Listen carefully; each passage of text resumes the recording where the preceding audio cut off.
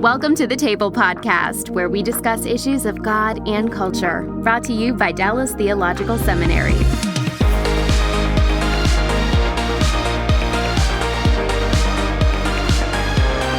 Welcome to the Table Podcast, where we discuss issues of God and culture. My name is Kymberli Cook, and I'm the Assistant Director at the Hendricks Center, and we are so glad that you have joined us today. We are going to be continuing our global tour of the church. We have several podcasts where we talk to people who are on the ground in the church in various countries all around the world. And today, we're going to be hearing about our brothers and sisters in Nigeria. And we are joined by Emmanuel Sobande, who is a fellow at the Hendricks Center, as well as Niyi Osomo, a pastor and brother in the Nigerian church who works to really mobilize missions and mobilize the gospel and training pastors all throughout, quite frankly, the world. He's been telling me all the places in the world he's been in the last 6 weeks, which is incredible. So thank you, gentlemen, so much for joining us. We really appreciate your time. Thank you. Absolutely. Thank you so much, Kymberli, for having me. Absolutely. So, Niyi, why don't we start with you? Can you tell our listener a little bit more about you, specifically where you are in Nigeria, and just a little bit about the work that you do so that we can get an idea of what part you have in the church in Nigeria? Thank you so much, Kymberli. Thank you for having me. Such a pleasure to be here and to hear about what God is doing in the Nigerian church and some of the challenges and the issues that we trust in God to help us to address and to deal with. My name is Niyi, as Riley said. I'm married. I have 3 beautiful kids. And that's like the most important thing to me at the moment. I'm a pastor, trained as a pastor in Nigeria. I started out as a mission pastor of my local church. And afterwards, after some time leading the mission directorate of the church, I started to walk into missions. One of the mission trips that we had some partnership with some mission agencies in Nigeria. And then we decided to go on a mission trip, into the northern part of Nigeria where you have limited presence of, Christianity. And I saw what the missionaries was doing. Laboring very hard on the mission field, and there was no spotlight on them, no support, no much prayer backup for them. And I came back with a lot of burden to Lagos. I live in the southern part of Nigeria where you have a lot of churches and there's a large growth of Christians. I was like, what can we do differently about supporting the missionaries that are taking the gospel to the very delicate and very volatile, risky part of northern Nigeria? And I was like, okay, you know what? We started to pray about that, and God decided to put a burden on my heart to begin to mobilize the well-aware churches and Nigerian believers in the southern part of Nigeria to focus on helping the brethren and the brothers in the northern part of Nigeria. And so what we do, I lead an organization that is called Mission Enablers International.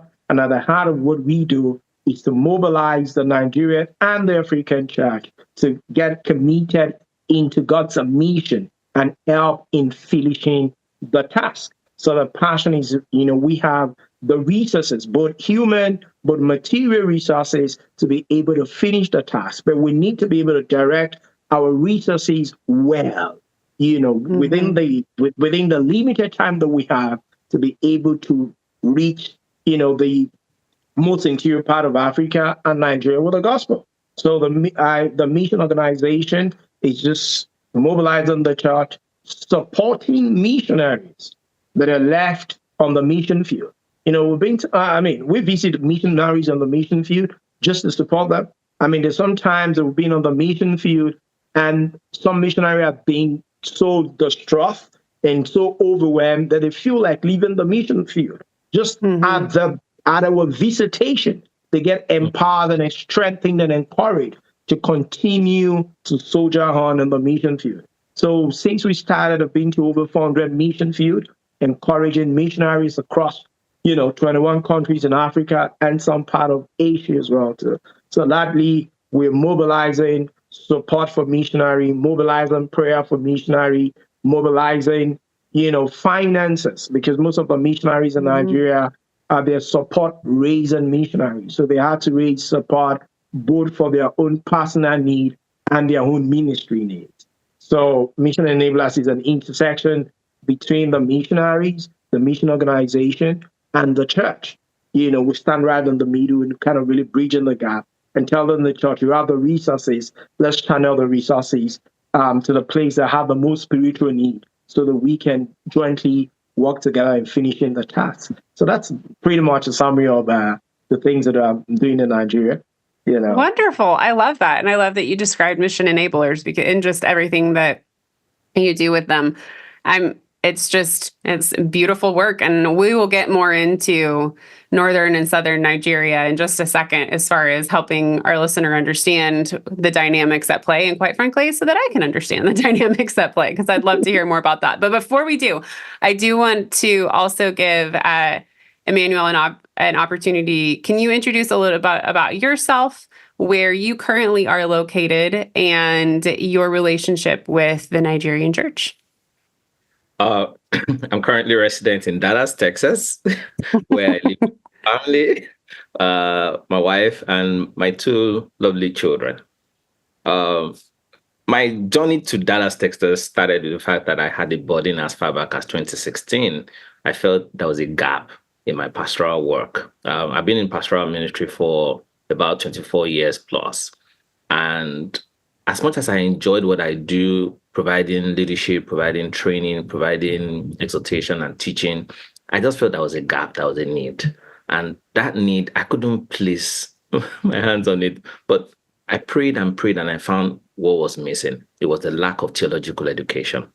I felt I needed a theological education to be able to, it's just not enough for me I was giving what I don't have. And I felt that there was something missing in my work. And I felt for me to just grow spiritually, not just have the head knowledge, but also the heart knowledge of the Lord that I'm serving. So I found myself, after struggling I don't want to use the word struggle, for a couple of years, I was thinking about a lot of things. I was thinking about my comfort zone, my accomplishments, my assets, my resources, and all of that. I was thinking of all of that. But after a while, I just got the courage to say, look, it's time for me to go to the seminary. Now, when I was to make that decision, trust me, I was scared. Why? I was scared to tell my wife about that decision. I was thinking, how do I tell her that I'm going to leave the kids all alone and go to school to do, seminary? But I prayed, I said, Lord, if it is your will, if it is you who wants me to do this, please help me with wisdom. Help me find a way. Just speak to my wife. Just touch her heart. Then I recall about 2 weeks later, we're praying. We had a family prayer, and I was to go upstairs to go sleep because I had a long day. So I said, I'm going upstairs. I want to go sleep. And I said, she was still going to stay down because she had some things to do. So, but before you go, I need to talk to you. And I'm like, okay, why must it be very official or formal for you to talk? She said, I've been sensing you're very passionate about wanting to go to the seminary. I've been sensing how much you talk about it, how you watch the videos. I used to watch a lot of chapel messages for DTS. I watch a lot of it. I'm listening to those videos over and over again. I play to the children. I share with my friends. And she said, I think that's what the Lord will have you do. Don't worry about myself and kids. You just go. Whatever it is, will be fine. And I was like, are you sure? I was so excited that day. And I found myself in detail. And trust me, it's been a phenomenal experience. Phenomenal in the sense that I found that I didn't know a lot of things. I was confronted with my ignorance. I must admit that, yes, I've been functioning in the pastoral ministry. I've been teaching in schools. I've founded schools, founded leadership schools, founded, Bible schools, led those, organizations. I felt, I should know all about. Let me confess.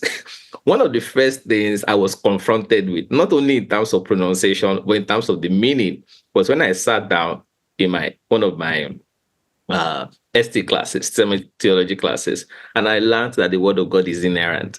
I was like, what? What does that mean? I have to read it.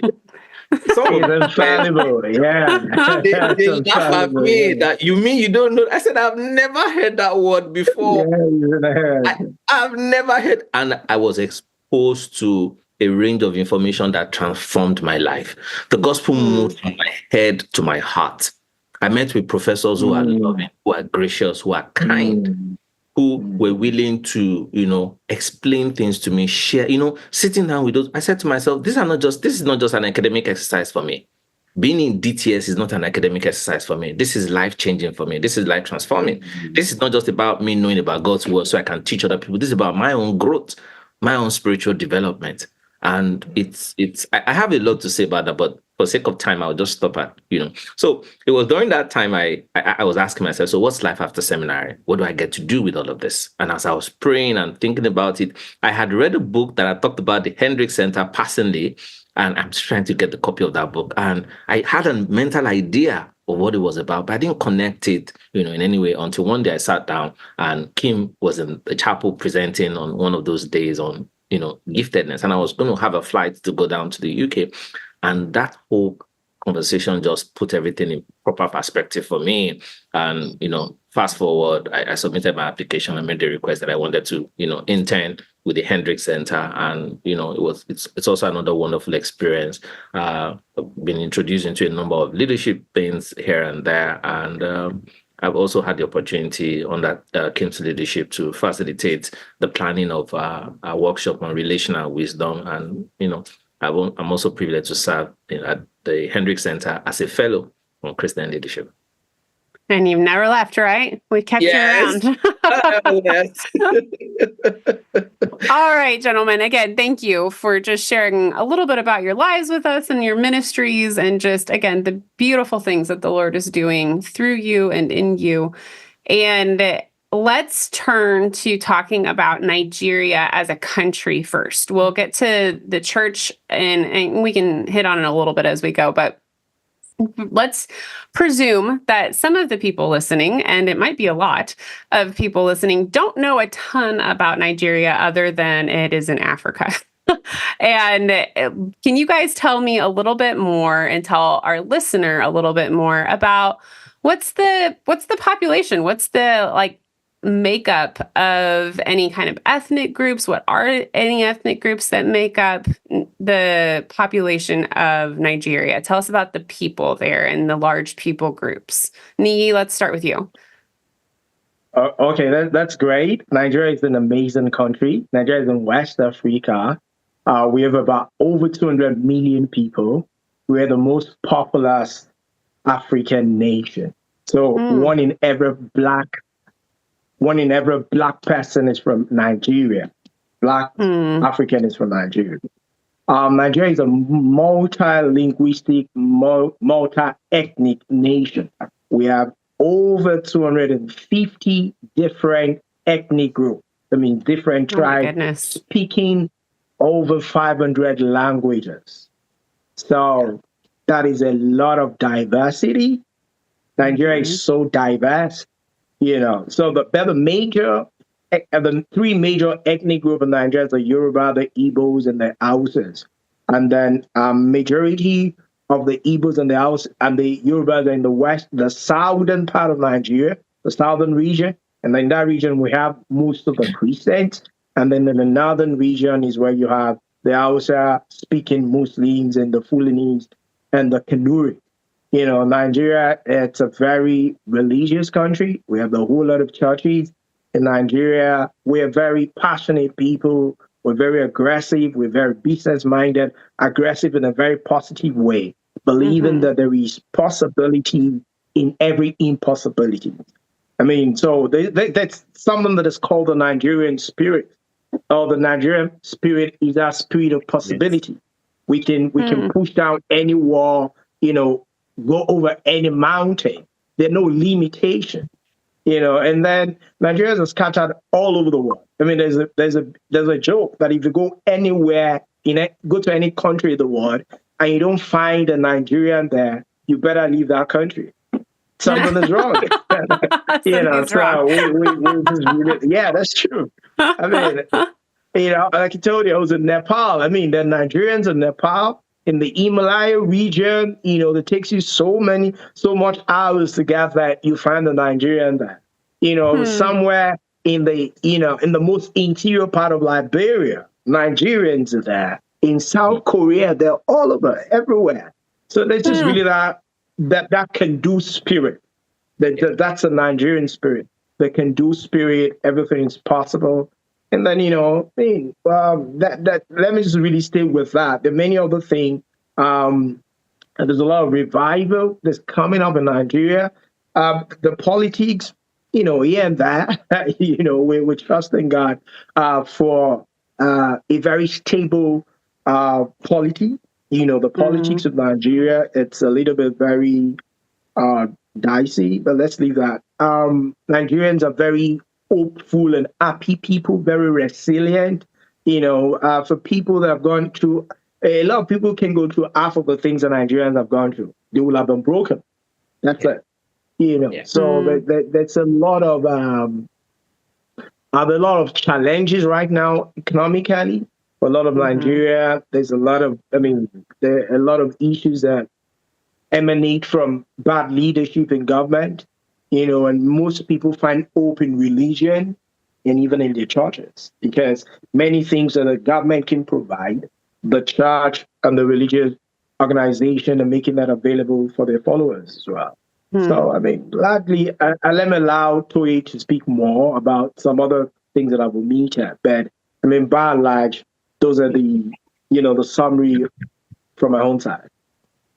Is there anything you'd add, Emmanuel, before we get into maybe some key, or you can even as your... I'll just add some key statistics. Sure. The key thing that Christianity in Nigeria started in the 15th century by the Portuguese. And it was a trade relationship. They were the first Europeans that came into the shores. And it was not until the 17th century that we had the Catholic missions, coming in. And in recent times, according to the Pew Research, the current population of Christians in Nigeria is over 80 million. 80 million in the sense that if you compare that to the diverse ethnic group, languages that we have, about 49.3% of Nigerians are Christians. And within that same range, you have different classification of Christianity. You have the Catholicism, you have the Anglicans, you have the Methodists, you have the Baptists. You also have other forms of Christianity that some people call Aladra, meaning the prayer warriors or prayer, group and all of that. Niyi has feels about them. I know. We have the Presbyterians as well. We have the Evangelical Reformed Church of Christ. But one thing that drives Christianity in Nigeria is the fact that there is a lack of hope in the system. And the church in Nigeria is the only source of hope. The church in Nigeria is the only source of hope. Anything that you want to express about the Nigerian church or Christianity in Nigeria, once you look at the word Christianity in Nigeria, is synonymous to a source of hope. There is a need for hope. People are taking their lives every day. People are getting killed every day. People are getting poisoned every day because of the movement or growth of Christianity in Nigeria. Like Niyi said, there's still a bit of darkness in some places. Being from the Southwest, we, quote and unquote, appear to be immune from the tension in other parts of the country. And sometimes it has become normal for us. The level of the persecution, the level of, and it's so woven into the system that is sophisticated, is not very obvious. You're not just attacked directly. But because of the progress that the church has made in trying to provide for the people, it had driven the gospel in a direction that Niyi will share this idea with me that we believe it needs to be regulated, so that it's now much more driving people towards looking at having a framework, an idea of God just as a provider, not as someone you should have a relationship with. But the people yearning for direction, they're yearning for hope, they're yearning for leadership. And the church is the one doing that right now in Nigeria. Let me stop at that. So talk to me briefly before we jump too much more into, I love that you were introducing the church in helping us even understand the country itself. Mm-hmm. Talk to me a little bit about some key historical moments or things that you say, hey, if you're going to understand Nigeria, you need to know that these few things have happened. And I mean, even off the top of my head, I'm thinking, okay, so why the North and the South? What happened that there's this very tangible split, or at least religious split, North and South? So what are some key moments or key things that we should understand to understand the country of Nigeria? Largely, let me allow Emmanuel to speak to that. I can speak to that, but let me allow you if you want to, but go ahead. No, go on. Okay, so Nigeria was colonized by the British, for so many years, and then they ruled majorly through, the indirect rule. So they have local indigenous Nigeria that was ruling, representing, the Queen of England, as it were. So they were the one. I mean, Nigeria was separated into different regions, the northern region and the southern region, right? Okay. Way ahead of time, Islam has come into the northern part of Nigeria through trade, like Christianity came into the southern part, through the European missionaries and traders, bringing Christianity into Nigeria. So the what's it called? The people that brought Islam to Nigeria came into the northern region. So they had a foothold in the northern part, while Christianity had a foothold in the southern part. So the Christians trying to move or evangelize the northern part sees a lot of resistance because of what Islam has done, and because there was indirect rule by some by the Hausas in the north. So they continue to emphasize Islam and made it very difficult for Christians to penetrate. So when when Christianity was introduced into Nigeria by the European missionaries, what they do, one of the things that accelerated Christianity in Nigeria was they provided education, social intervention, and healthcare. So there was a lot of Christian schools, made people become educated and became literate. And then they were providing social intervention through healthcare and, the building of hospitals that catered to the needs of the people. So as people were getting educated and became literate, so was Christianity advancing in the southern part and the middle belt, the central region of Nigeria. But there was still a bit of a challenge to penetrate into the northern part because there was already Islam, in that part of Nigeria. So there was an introduction of Sharia law, and in where you have a lot of population in the northern part, Christianity is just growing, and there's a lot of resistance. So some part of northern Nigeria, they do not allow the open preaching of the gospel, whilst in the southern part, everywhere you turn to, you find the church, you find someone preaching everywhere and anywhere without any form of restriction, and all of those kind of challenges. So we do a lot of work in northern Nigeria. Like I said, visited some of the most interior part of northern Nigeria, just working with missionaries to be able to take the gospel there. And there's been a lot of persecution, like Toya have mentioned. We've seen churches have been burnt down. We've seen people have been raped, and and all manner of terrible human rights crimes have been committed against Christians. Right? There's some of the missionaries that we work with. They were kidnapped for 52 days. They were beaten every day, 7 days a week. All of those kind of stuff. So the Christians in the northern part of Nigeria are really different from the Christians in the southern part. A lot of them are forged in the furnace of adversity, so they understand the theology of suffering. They are very,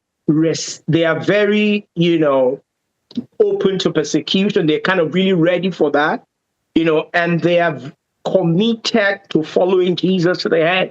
They're not afraid for their life because that's what they kind of really experience, like all of the time. But the Christians in the South, we are just very relaxed. There are no limitation to what we can do. There's a lot of prosperity among the Christians in the South. That's where you have the economic capital of the nation, Lagos. So there's a lot of economic prosperity, a lot of education, a lot of awareness, a lot of exposure in the southern part. So there is so much, opportunities, education, exposure, financial buoyancy, and all of that. So we see a lot of proliferation of churches in the southern part, and the growth of Christianity, continue to increase more and more in the southern part of Nigeria, right? So, like it's rightly said, all of the denominations are well represented in the southern part. But more in the northern part of Nigeria, the church denomination that we do not have a lot of Pentecostal churches, but we have the evangelical, we have the Protestant, and we have the Roman Catholic, the Baptist, the Anglican, the Methodist, the Presbyterian, the Lutheran Church, and then we have what we call the COSIN, that's the Church of God, Church of Christ in Nigeria. So the Christians in the north, they've gone through a lot. They continue to suffer severe persecution. They continue to suffer severe harassment, intimidation. They're exposed to risk all of the time, the risk of kidnapping. There's some of the mission field that I've traveled to that they no longer exist. They've been wiped out. People are kidnapped for ransom. A lot of them have been, they're suffering a lot of economic disadvantage because they're not able to go to their farms anymore because of the fear of attacks. So, you see some of the Christian worshiping in bunch churches, singing and still praising the Lord in spite of the affliction. But that's not what we experience in the South. So one of the things that we're trying to do is to connect the heart of the Christians in the South to the sufferings and the pain of the brothers that are in the northern part. And to let them understand that, guys, we're brethren. The blood of Christ flows in our vein. And I don't think we'll see any of our brothers and sisters going through pain and we're going to ignore that. So what can we do to alleviate the sufferings of the brethren in the northern part? How can we continue to encourage them? Just how do we solve for some of the challenges that they're facing? So that's one of the mandates that I have, just bringing that kind of information, to the church in the South. And don't be insulated.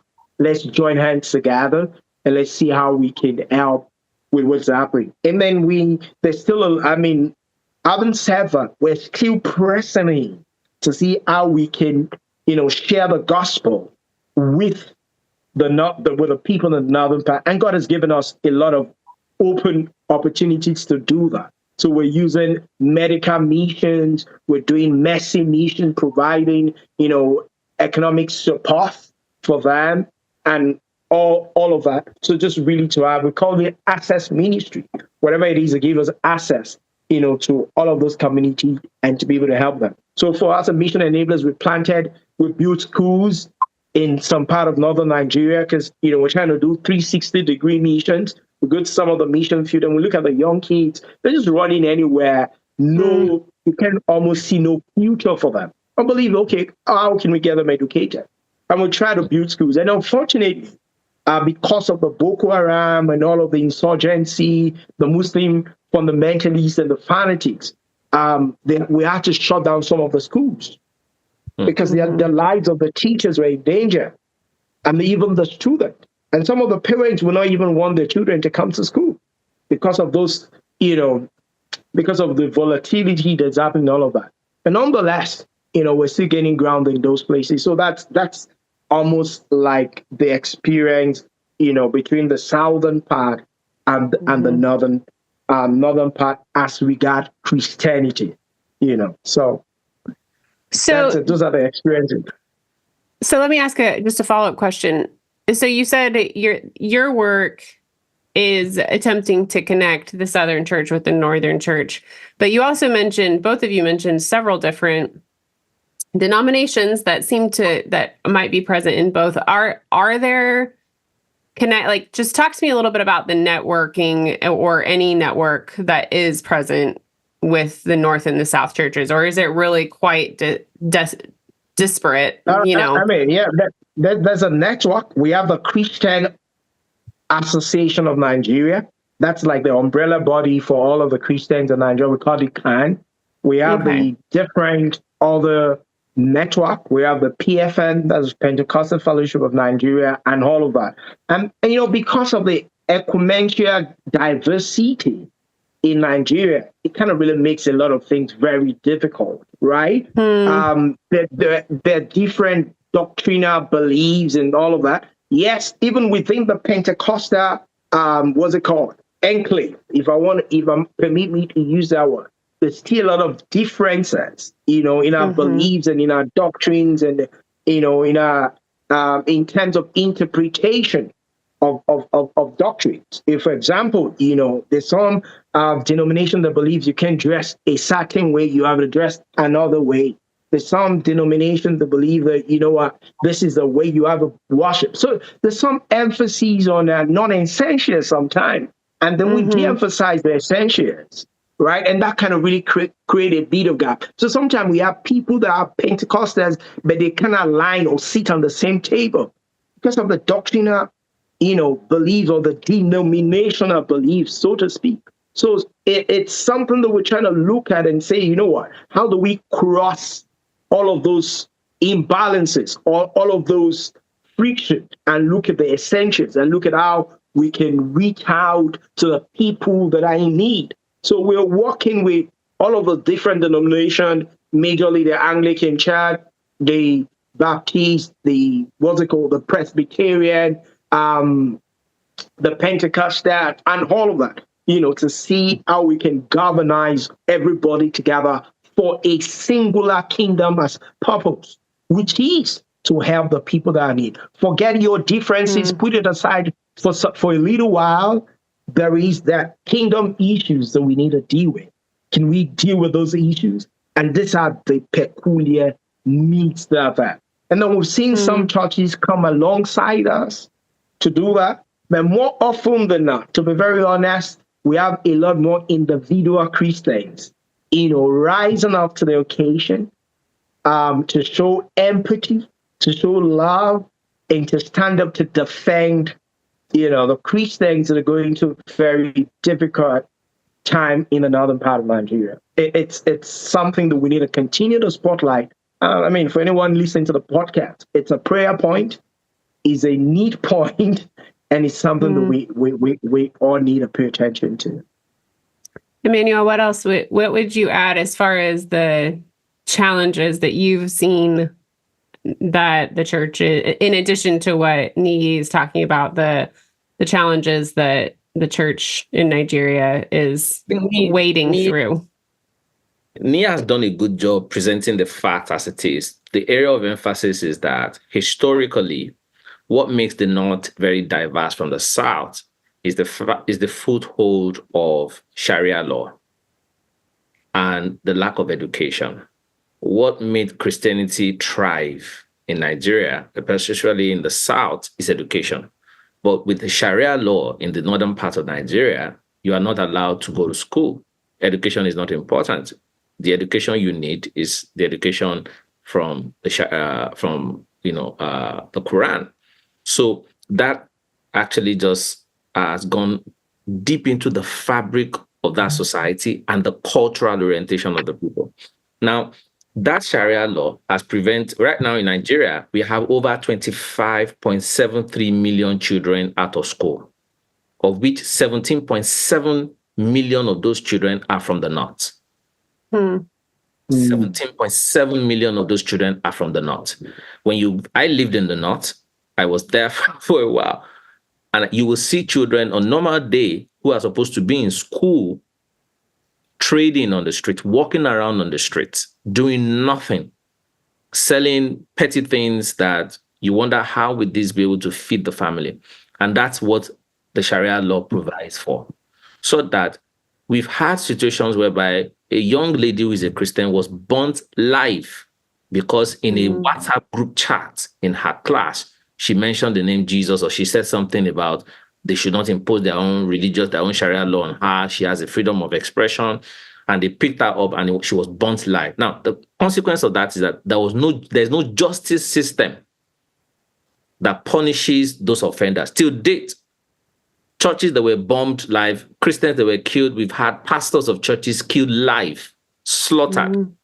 I don't want to sound very gory, but we don't have a justice system in that part of the world that addresses those situations because of the religious position that they've taken. Mm-hmm. So that it's a political conversation, and it's so sensitive that even the president cannot weigh in. Even the judiciary at the center cannot weigh in on those issues, because if you do, you will lose your political clout or your political credibility. Because the way religion is in Nigeria is so infused into the political system. People vote along the lines of the religious beliefs of the people, and it's a rotational thing. So that foundation in itself is what also creates that divide, that creates that block, and creates that problem and we've seen a lot of people run away from that part of the country down to the other parts, to the south. And the south is not also free from it, because in every home in the southwest, you have a blend of, in your family, especially from the southwest, you have a blend of somebody who is a Muslim and somebody who is a Christian, and they are related. They're their brothers, or either one is a husband, or one, like, for example, we've had situations where politicians go out of their way to marry a Muslim or marry a Christian, so that it becomes, a credit to them or a talking point in the election period. So that's just one major area that I want to add to what Niyi has said, which, it's informed the decision and the policies of the government. I forgot to mention, I don't know, Niyi, remember the Almajiri children that one of the former set up a school for, because these children, what they were trained to do, what they were trained to beg on the street. They carry bowls, and they have a school for them. They teach them how to beg for food, beg for money, and that's how they are. And of course, they're also the hands that they use for crime. That's where they indoctrinate them and all of that. Instead of because there's a provision in Sharia law that they emphasize, I've not seen, I don't know how true it is, that says Western education is forbidden, that Western education is an abomination. Now, being able to read and write and communicate in English, for them is Western education. It has to be Arabic. So all of that, now we now have state governments in Nigeria who have decided to govern their state by the provision of the Sharia law, not the Nigerian constitution. And meanwhile, Article 10 of the Nigerian constitution declares Nigeria a secular state, that Nigeria does not have any religion. But yet, you see a governor wake up and promulgate a law or establish a bill and say, look, I'm going to govern my state in contravention to the provision of the constitution. He's governing the state by Sharia provisions. And that has been going on. Right now, we even have a Sharia police force called, I've forgotten their name. Isba. They go everywhere to beat people up, to, deal with people. If you make a mistake or preaching on the street, they pick you up. In fact, before it was beaten, right now it's instant death. So we see jungle justice being carried out, and there are no consequences for it. No government is able to do anything.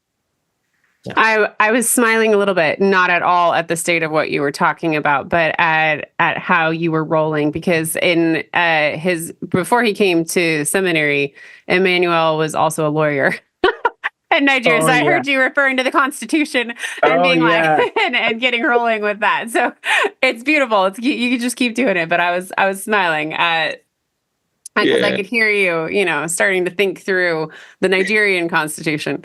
Yeah. Okay, so we've talked a lot about the challenges, understandably, and particularly the persecution faced in the North and the South's, really their need to connect and support, and also, deal with the variety of things that they're dealing with, even, the corruption and those kinds of things that it seems you guys are saying is pretty consistent throughout.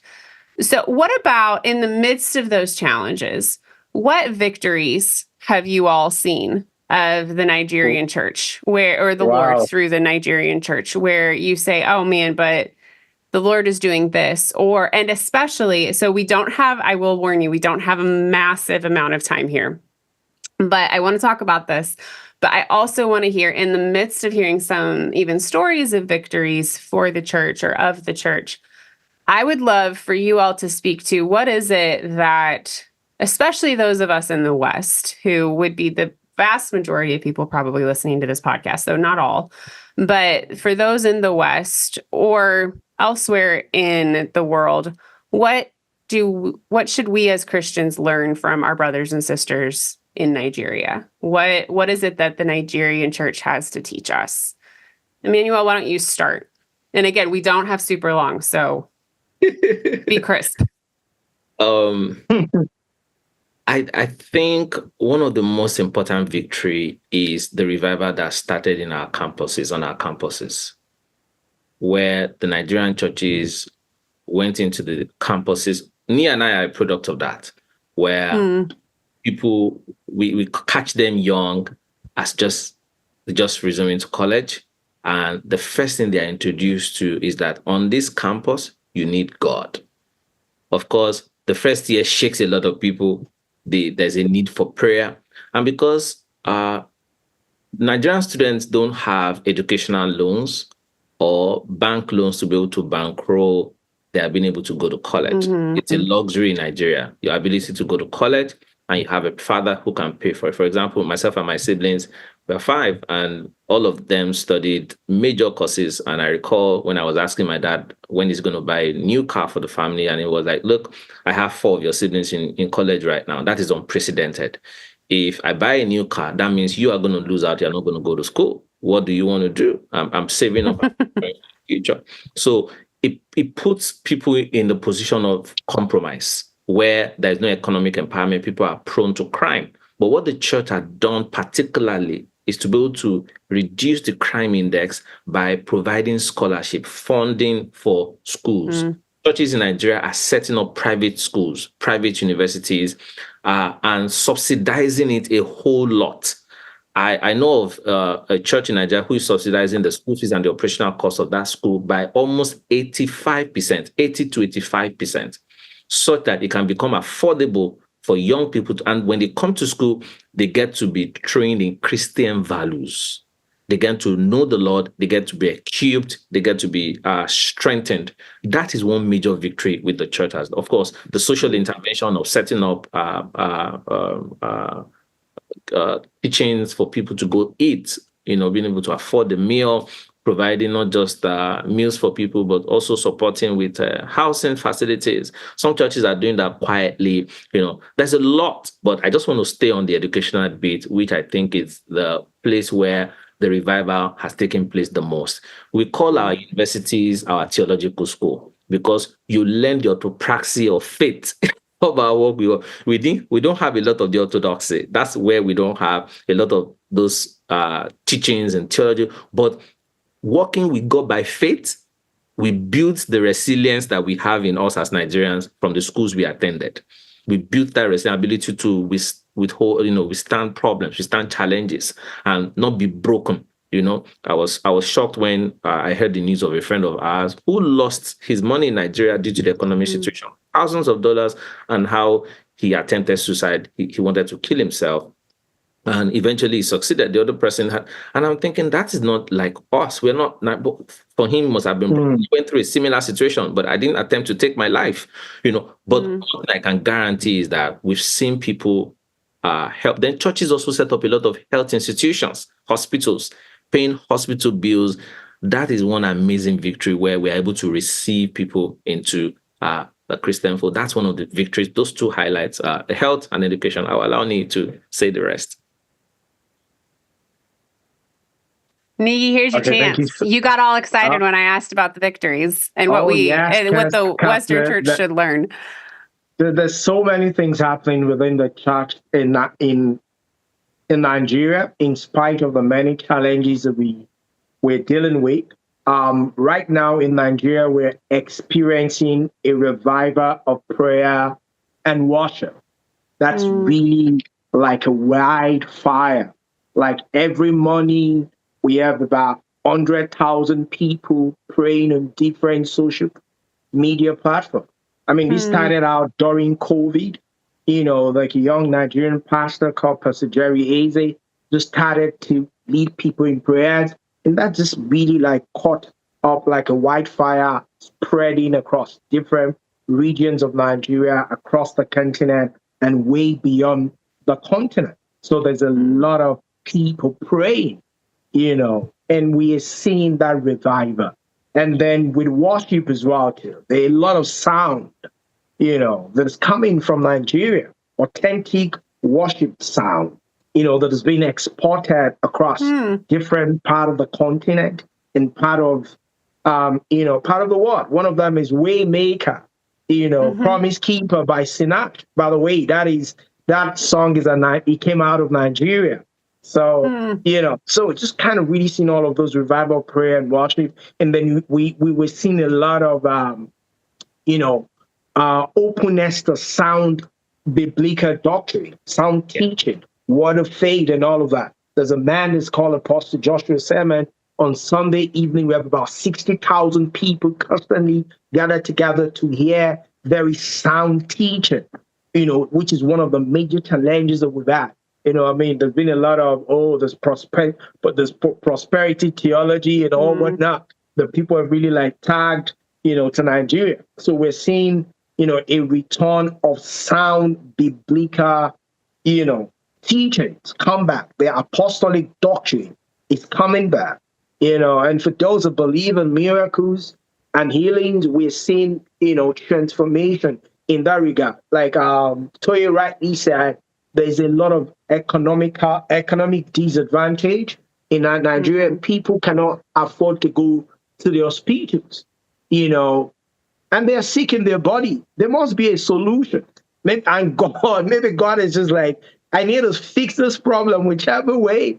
And then we're seeing, because there's no money. Because there's no money, and God is merciful, and then we see a lot of very unusual miracles, signs and wonders happening in Nigeria, and it's been exported to different parts. And then lastly, the Nigerian church is so, we live by faith, we're resilient, because the majority of the things that we need are not available. So we've trusted to believe God for everything that we need. And I think that's one of the things that the church, in the West can learn. Faith for everything. The infrastructure that you kind of really see, you have power, electricity, the roads are working, everything is available, you have a credit system, and all of that. We don't have all of that yet. We have to really depend on God and release our faith. It's almost like the just shall live by faith. The Nigerian church lives by faith. The Nigerian believer lives by faith, trusting God for every day, and we see God show up, in very practical way. So those are the three: the revival of worship, revival of prayer, return to apostolic, biblical sound doctrine, and the faith of the Nigerian church. And lastly, the Nigerian church belongs to the mission movement in Nigeria, and the Nigerian church is a sending church. We're sending missionaries all over. It's a reverse mission right now. Before the West was sending missionary, to the South. Now the global South is sending to the West. So the Nigerian mission movement is a movement of over 15,000 missionaries, some of them working indigenously, and over 50% of those working in different parts of the nations of the world. So that is another thing to rejoice about the Nigerian church. There's so many testimonies, but I think that's some of the things that I would like to highlight and spotlight for now. Well, that's so beautiful. And I especially love the idea of other believers all throughout the world, particularly the West, but learning faith and saying, Nigerian brothers and sisters, I struggle with faith. Can you, in fact, it's ironic. I just did a podcast 2 days ago on doubt, and we recorded on doubt. And so it's just, obviously doubt could be in the presence of faith. The opposite of doubt is unbelief. But it's, this idea that that's some of the things that the Western church can kind of struggle with. And so, our Nigerian brothers and sisters can say, we can tell you and we can teach you about faith. The Lord has given us those lessons, and we can instruct. And I think that the rest of the church would be wise to listen. Thank you, gentlemen, for your time and for your testimony of God's work in his body in Nigeria. We really appreciate it. Thank you so much for being here. Thank you so much. Thank you so much, Kymberli. So you have an open invitation to come to Nigeria from me. Whenever you're ready, you can take on that Thank you. I may take you up on that. That would be fantastic. And we also want to thank you, our listener, for joining us today. And if you enjoyed today's podcast, please follow us wherever you listen to podcasts so that others can find us too. And be sure to join us next time when we discuss issues of God and culture. Thanks for listening to the Table Podcast. Dallas Theological Seminary. Teach truth, love well.